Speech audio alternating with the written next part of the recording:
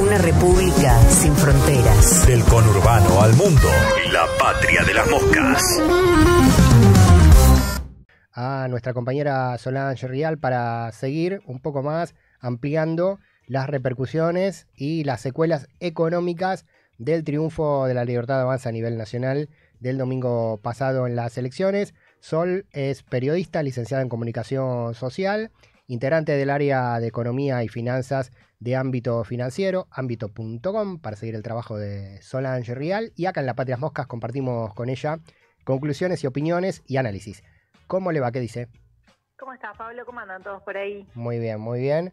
Bueno, eras la mujer más buscada de La Patria de las Moscas en estas horas, después de lo que pasó el domingo y de lo que venimos, Sol, charlando con varios referentes en varios términos, ¿no? La expectativa de el resultado para un lado o para el otro y lo que iba a pasar esta semana. ¿Qué es lo que está pasando esta semana?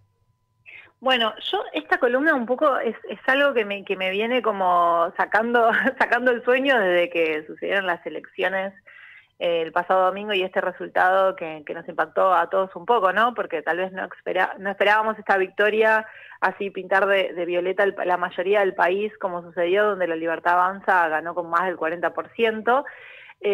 Y un poco hace varias horas que vengo pensando en este perfil del trabajador, cómo llegó a las elecciones, un poco este trabajador de a pie, ¿no? El tipo, estamos hablando de clase media, que tiene un trabajo, cómo llega a su economía. Y ya al final de la columna quiero abrirlo un poco, porque esto es netamente subjetivo, ¿no? Pero ¿por qué este trabajador se podría haber orientado a votar a claramente una ultraderecha, ¿no? Esto ya son hipótesis, pero la idea es también construir sentido entre todos, ¿no? Construir entre todos esta opinión pública o qué es lo que está pasando para adelante, ¿no? Para poder develar qué hacer con todo esto. Y entonces hoy en la mañana me levanté temprano y empecé a repasar, ¿no? Cómo llega este trabajador. Y agarro las notas que escribimos en el diario las últimas semanas y los últimos datos duros, que es lo mío, pero que también sirven para ilustrar un poco, ¿no? Y busco el último dato de consumo, por ejemplo, que salió el 23 de octubre, que publicó el INDEC, que siempre recordemos que tiene como atrasado un tiempo, porque obviamente estos datos hay que procesarlos y un montón de cosas, y encuentro, los últimos datos son de agosto, por ejemplo, y encuentro que las ventas en supermercados sufrieron la quinta caída mensual consecutiva, o sea, la caída en supermercado, estamos hablando de productos de primera necesidad. Llegaron a tocar, o sea, el último dato es un mínimo en todo el año, ¿no? Y en los shoppings, que también se mide a la vez, ¿no? También una caída interanual del 2%. Las bajas reales en electrodomésticos e indumentarios, o sea, la gente está comprando menos todo. Primero, ¿no? Pilcha y tal vez cosas que necesita para la casa, pero sobre todo también alimentos. Otro frente que a mí me preocupaba muchísimo y que sigue es el endeudamiento en los hogares. Lo venimos diciendo, pero en los hogares el endeudamiento con las entidades no financieras son aquellas como que puedes pedir una app, ¿no? Un microcrédito en Mercado Pago, por ejemplo. Ya trepó, esto también datos de agosto, al 31% de la masa salarial, y la mora, que es otro tema que nos preocupa un montón, porque no es solo endeudarte, sino es endeudarte y después no poder pagarlo, subió a más del 16% en agosto. Lo mismo, tengo un montón de datos, pero deudores en tarjeta de crédito alcanzó a casi el 25% de los habitantes. Y ahí empezamos a desgranar, ¿no? ¿Por qué está pasando esto? Y por ejemplo, una de las primeras cosas que nos dicen es, la gente prioriza pagar los servicios, que subieron muchísimo, que están mucho más altos en cuanto al porcentaje de salario que implica, y después todo lo demás lo paga con tarjeta de crédito, ¿no? Y en eso empiezan los bienes ordinarios, los alimentos, por ejemplo. Todos estos datos son oficiales, no son datos que mide tal vez una consultora que nos llega a un gran porcentaje. Otra cosa, el pluriempleo. Tenemos datos de la consultora CP que ya midió todo lo que pasó con respecto al año pasado, que fue el primer año de Javier Milei, donde tenemos que las personas con más de un trabajo pasaron del 8% en 2016, por ejemplo, comparado al 12% en 2024. La gente trabaja muchísimo, la gente suma mucho trabajo y la gente no tiene plata para consumir, la gente no tiene plata para para sus actividades. Y el último dato que te quiero decir, como para llegar a ver cómo llega esta microeconomía, también tenemos la macroeconomía, cómo llega la actividad económica. Y la actividad económica, si bien en agosto, estos datos que le estoy trayendo, que tienen un poco de meses de rezago, subieron levemente, estamos hablando que en los últimos meses la actividad económica está virtualmente estancada desde marzo. Claro. Entonces mi pregunta es, ¿por qué el trabajador, si está en una situación de bastante vulnerabilidad, vota a La Libertad Avanza? Ajá. ¿Por qué? Y tengo algunas hipótesis. Sí, a ver, ¿por qué vota La Libertad Avanza, Sol? ¿O por qué directamente no va a votar? ¿No? Porque 12 millones de argentinos, y yo me la juego que la mayoría de ellos son laburantes o personas que no encuentran laburo y que están completamente fuera del sistema y de lo que tiene que ver con los derechos, que tiene alguien que por ahí tiene un trabajito en blanco.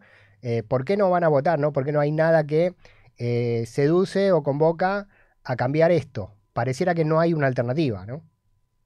Sí, la falta de alternativa, por un lado, recordemos que la oposición llamó a ponerle un freno a Milei, digamos, esa era la propuesta. Es una propuesta que en realidad no es una propuesta, es frena esto, que está muy mal. Pero yo creo que básicamente el trabajador no está bien, esto es totalmente subjetivo, ¿eh? El trabajador no está bien, pero votó con una especie de miedo, ¿no? O sea, si yo voto a una alternativa que no es esta, tal vez pueda estar peor, ¿no? Esto de la incertidumbre postelectoral que se vivió cuando el peronismo, después de las elecciones en septiembre, ganó en la provincia de Buenos Aires, y la volatilidad que se dio con el dólar y el miedo al recrudecimiento de la inflación frente a salarios estancados y trabados y un montón de empleo negro y demás, creo que hay, y pesó en el trabajador también, porque una de las cosas que se dice es el argentino vota con el bolsillo, y yo creo que acá también votó con el bolsillo. Votó con el bolsillo con miedo, claro, a estar peor. Si gana la oposición no va a gobernar, sino que va a meter bancas en el Congreso Nacional, pero no va a gobernar. Por distinto es una elección presidencial, ¿no? Donde directamente cambia todo el signo político a nivel de administración del país. Pero tengo 2 años más de gestión donde ese miedo a que de estar peor, ¿no? A que se dispare muchísimo el dólar, a que el dólar, no por el dólar de voy a comprar dólares, sino porque el dólar te mueve toda la economía, digo, la lista de precios, no sé, la inflación, digo, hay un montón de variables que pueden hacer que el trabajador esté peor.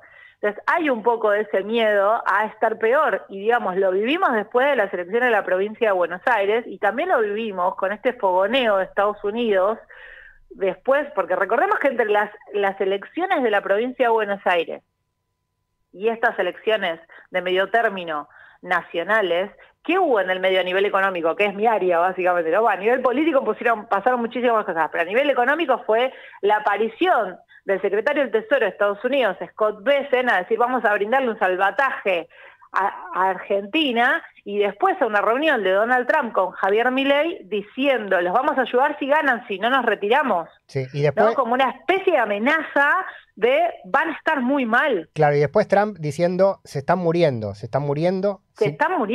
Hay que ayudarlos, se están muriendo, pero si no se quieren ayudar a sí mismos, bueno, que se mueran. Claro, ¿y eso qué genera? Y genera miedo también, ¿no? Esto de dependemos netamente, y es lo que el gobierno te dice y es lo que Estados Unidos te dice, dependemos 100% de este rescate, de esta ayuda financiera de Estados Unidos. Somos hoy casi una sucursal del secretario del Tesoro de Estados Unidos. Entonces dicen, mira, si no gana Javier Milei, nosotros nos retiramos y arréglense. Y el modelo económico que hoy tiene el ministro de Economía, Luis Caputo, depende cada 6 meses alguna entidad internacional le baje 20.000 millones de dólares. Sí. Porque casi es ese modelo el que, digo, ¿es un modelo exitoso? No, porque si vos dependés de una ayuda financiera, el desembolso del Fondo Monetario Internacional en abril, antes fue el blanqueo y ahora es el swap con Estados Unidos, entonces es un modelo que necesita 20.000 millones de dólares cada 6 meses. Entonces, y es un modelo muy endeble y que un poco en este trabajador de a pie que no, que está endeudado, yo creo que hay un factor ahí económico que le está pesando también, ¿no? Y me preguntas, ¿qué se viene acá en adelante? Porque ahora es una radiografía de cómo llegamos, ¿no? Pero ¿qué se viene acá adelante? Bueno, yo antes de que sucedan las elecciones, fui a cubrir para el diario el coloquio de IDEA que se celebra en Mar del Plata y que aglutina a los principales empresarios del país, y ahí tenés de todo, ¿no? Tenés desde el sector agrario, tenés desde el sector automotriz, tenés del sector tecnológico, bueno, todos los sectores que están en la economía, ¿no? Y tuvimos que entrevistar a varios CEOs de distintas empresas, y claramente lo que todos dicen y piden es reforma laboral y tributaria. Digo, creo que hoy son los dos puntos centrales que ellos, ahora que tienen un aval político impresionante, van a terminar de fogonear. Claro, totalmente. Y en ese marco, todos nosotros, ¿no? Sí, totalmente. En ese marco, bueno, los derechos de los trabajadores, pero también acá solo hay una masa de trabajadores y trabajadoras no formalizados que no gozan, no tienen esos derechos conquistados, que quizás también en esto de tratar de entender el voto, piensan que una reforma laboral que en vez de subir el piso, baja el techo, va a ser positiva. Claro, sí, pero los trabajadores informales, como bien vos decís, son uno de los que vienen más golpeados de todos, ¿no? Hay que ver, yo ayer estaba hablando con una compañera que está siguiendo este tema, ¿no? Y me hablaba de, bueno, puede aparecer una especie de trabajador gris, ¿no? No es tan negro, no es tan blanco, es como una cosa intermedia, ¿no? Se está hablando de esto, de un trabajador que no tenga los mismos derechos, pero que un poco esté blanqueado, como para que los números te den a nivel macroeconómico. Vamos a ver qué se viene con todo esto. Lo cierto, yo tengo acá datos que te los puedo brindar, porque, digo, los ingresos de los trabajadores formales cayó un 15% de diciembre del 2023, pero el sector informal, que incluso es mucho más difícil de medir, supera el 25%. Todos estos trabajadores en negro que vos estás hablando están golpeadísimos. Sí, están golpeadísimos ahora y de siempre. Desde siempre. Ese es otro punto también que podemos debatir, que es como... El peronismo a veces se brinda como esto de la salvación para los trabajadores, ¿no? Cuando nosotros estábamos mejor, pero el peronismo también tenía o tiene un montón de deudas con los trabajadores. Totalmente. Y creo que la gran masa salarial que está en negro es una deuda.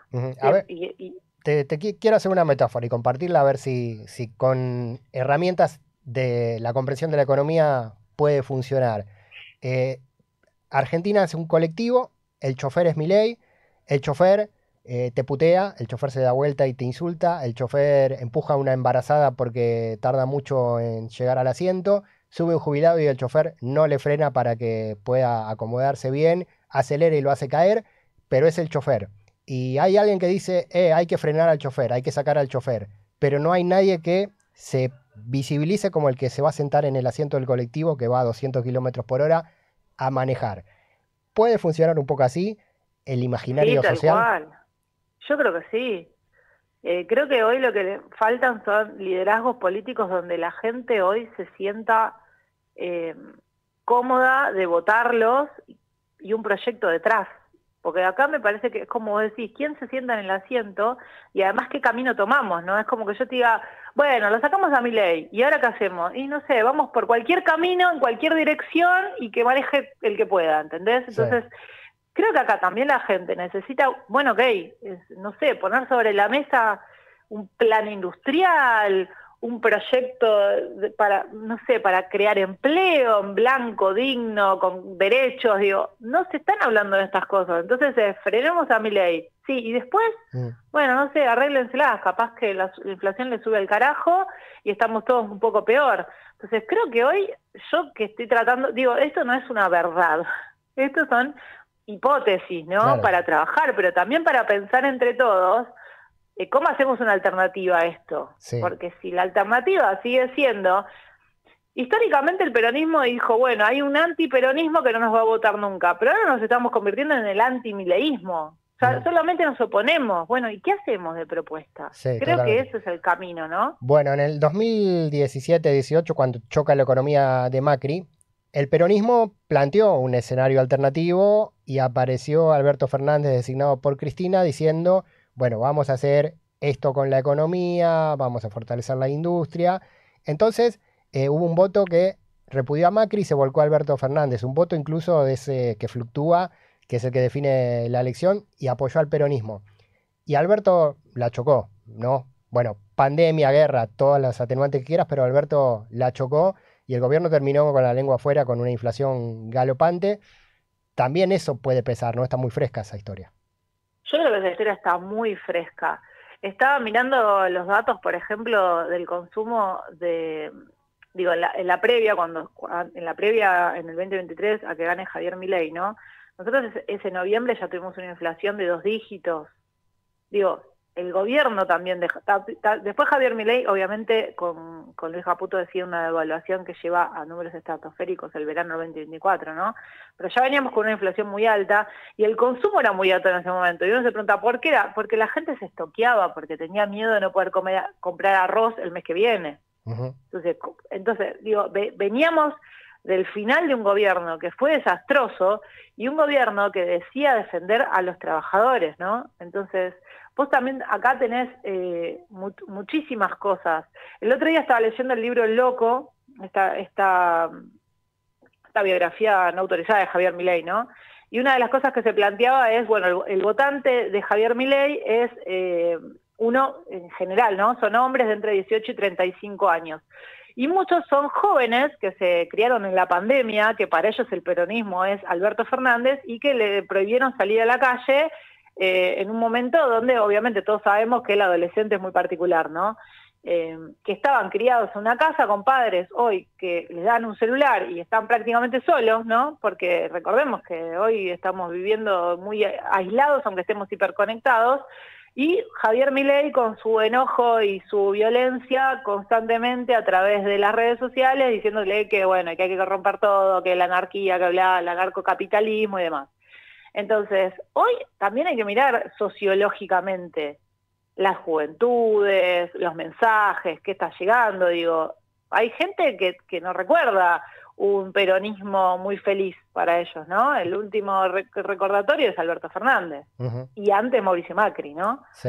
Entonces, el joven, y joven trabajador también, que entra ahora en la industria, está llegando un poco decepcionado con todo, y eso es lo que agarró el mileísmo. Sí, totalmente. Bueno, una buena semblanza, como dice Solange, son pensamientos tratando de atar cabos, simplemente teorías o puntas para seguir. Me gustó el viaje, subdirectora en la sección de Economía y Finanzas de Perfil, pero también la compañera Sol tiene sus conocimientos de psicología, así que los aplicó también, me parece, los aplicó acá en esta columna. Entra todo acá. Todo, totalmente, es multidimensional. Bueno, así es la opinión, la llamada opinión pública, ¿no? Tiene todas esas variables. La seguimos analizando, bueno, veremos cómo se van dando los acontecimientos. En una frase, calma por ahora, en estos días, en estas semanas, o en algún momento el tío Scott se quiere llevar los dólares que cambió por pesos y se pudre todo. Calma no lo creo, recién venía siguiendo la evolución del dólar mayorista antes de que llamen por teléfono y ya estaba subiendo de vuelta. No me digas. Y recordemos que Scott Bessent es trader de monedas, así que si él en cualquier momento sale a recomprar sus dólares, cierra un trade súper exitoso, así que eso puede pasar. Yo diría que la calma, no, en este momento no. Bueno, si era lo que buscaban con el voto, no va a suceder, parece. No llegó. No. Solo un abrazo gigante. Nos estamos hablando. Ahí va Solange Rial, compañera periodista, subeditora de la sección de Economía y Finanzas en Diario Perfil, que nos trajo el análisis llano y más que análisis, además de los números duros, fríos, que a veces son difíciles de explicar, atando cabos del comportamiento social en el voto en relación a la realidad de la economía que atraviesa nuestro país. Bueno, y ahí nos dejó también en tiempo real de vuelta presión sobre el tipo de cambio. Ni 48 horas parece haber durado la calma. Veremos cómo evoluciona de acá el cierre de las pizarras y en los próximos días.